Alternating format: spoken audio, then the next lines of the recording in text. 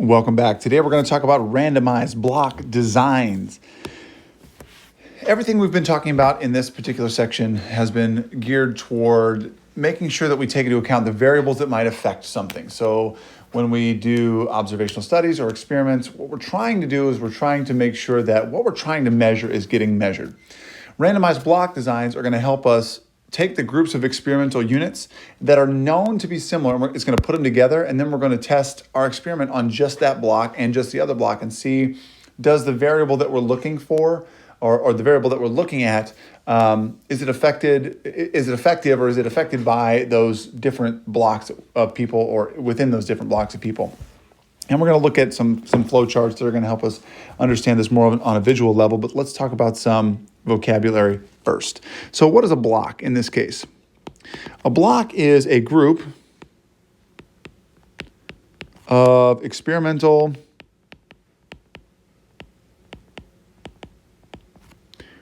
units that is known to be similar. Okay, so up front, we're just going to look at our group and we're going to say, hey, there's an obvious way to divide this into blocks.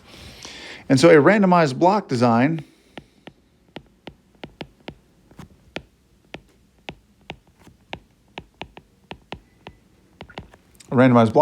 is going to separate the subjects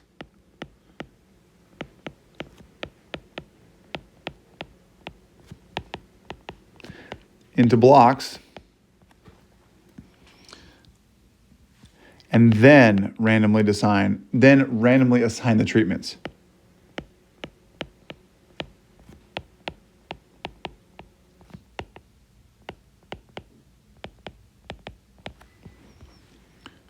And that's within, I'll say within each block. Okay, so an example of this might be something where, we have our student body,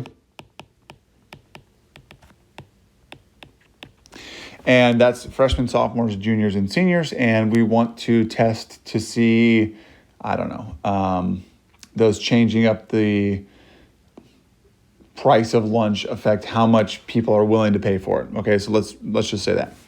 And so we think that possibly grade level is going to make a big difference in whether changing the prices actually changes people's perception. So what we might do is instead of just, random assignment and then no change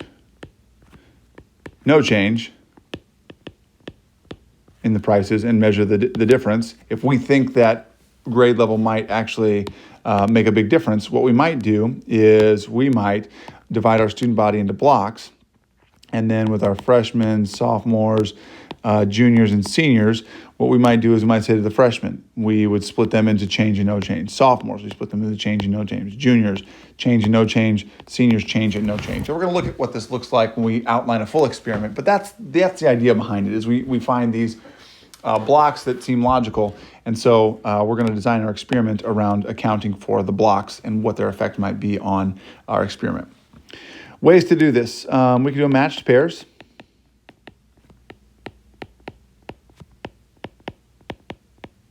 So a matched pairs design is an experiment used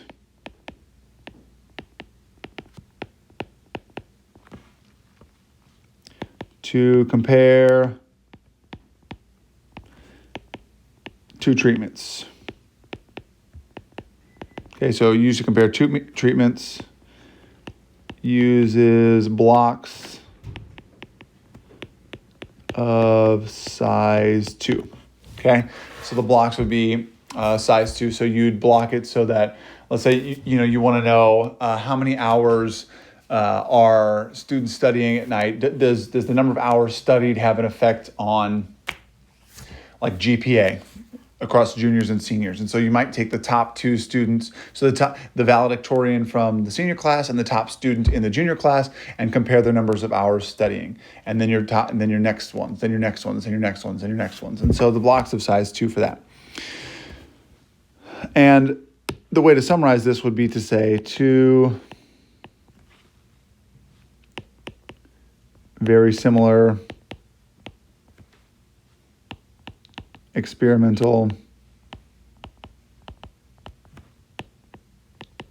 units, and I can blow this up a little bit, are paired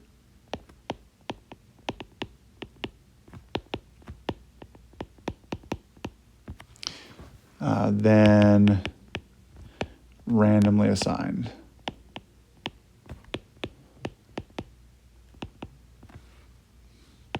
To a treatment.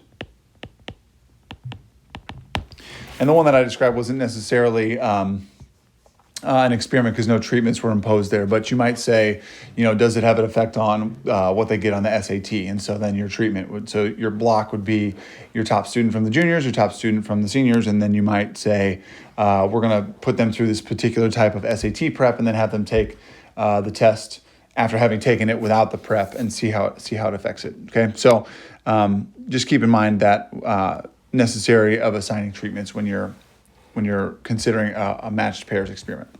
So check your understanding. Reminder, a good way to do this would be to read the prompt, pause the video, try the prompt on your own, and then come back and watch my explanation of it so you don't get lulled into that false sense of security watching me do it and going, oh, yeah, I get that. It's going to help you to actually do it and then check your answer to see if you can do it on your own. All right. So researchers would like to design an experiment to compare the effectiveness of 3 different advertisements for a new television series featuring the work of Jane Austen. There are 300 volunteers available for the experiment. So we want to describe a completely randomized design to compare the effectiveness of the 3 advertisements. So imagine this, you've got these different ads. How are we going to measure their effectiveness with these 300 people? Okay, so pause here if you want to. Try this problem on your own. If not, I'm just going to keep rolling and you can watch, but would encourage you definitely to pause and try it and then come back and check your answer. Okay, for a completely randomized, that's where we start out with a big group, 300 volunteers, and we're going to go random assignment.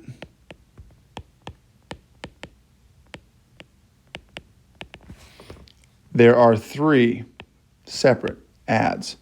So group 1 is 100. Group 2 is 100. And group 3 is 100 people. So what we're going to do is we will assign group 1 to treatment 1, which is ad number 1. And group 2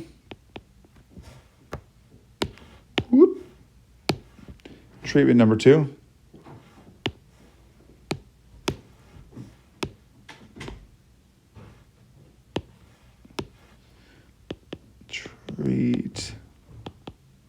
Treatment 2 is ad number 2. And treatment 3 is ad number 3. So at the very end, so these 3 groups have watched these 3 different ads. We've randomly assigned them. And so at the very end, we are going to compare. And very important to say what it is that we're comparing.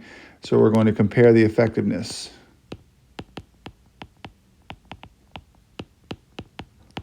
of the ads. That's it. So we're going to compare the effectiveness of the ads after that.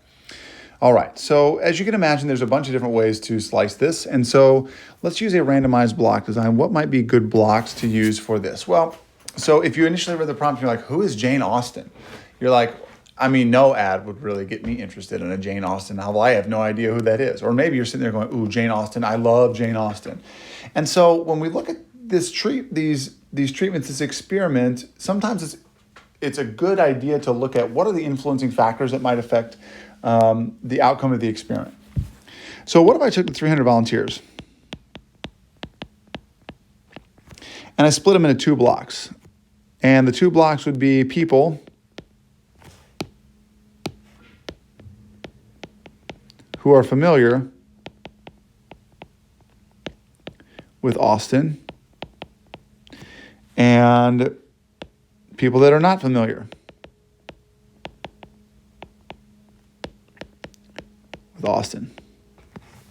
So what does that do for me? Well, it allows me to have some kind of baseline data because I'm not necessarily going to have somebody who's not interested in Jane Austen, never heard of her, and somebody who's like the big Jane Austen fan in the same group, because the ads would maybe affect them differently. And so by blocking for this, here's what I'm getting at.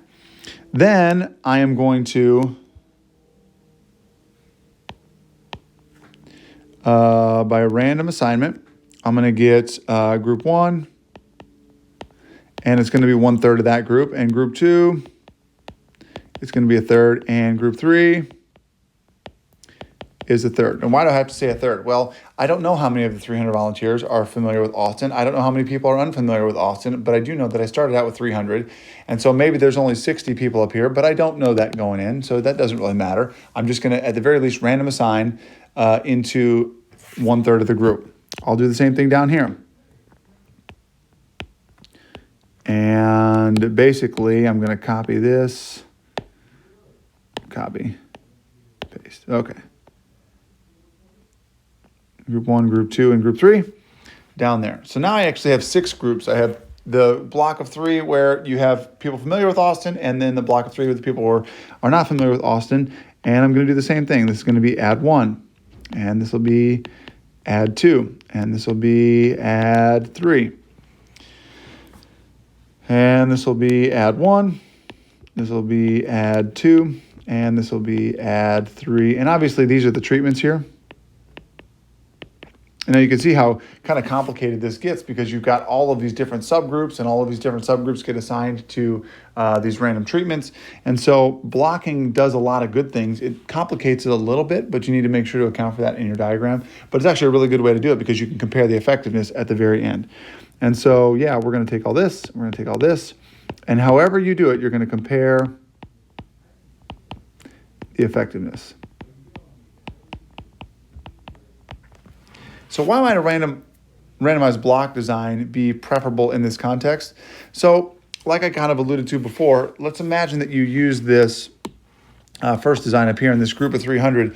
You have a lot of the biggest Jane Austen fans and a lot of the least Jane Austen fans. So you've got people who the ads would affect them because they're like, oh yes, I'm so excited. And then the people that are like, I don't really care. And so what this does by blocking is it is actually going to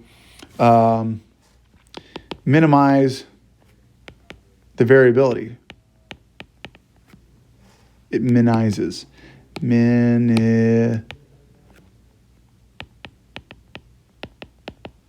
The variability caused by those who are or aren't familiar.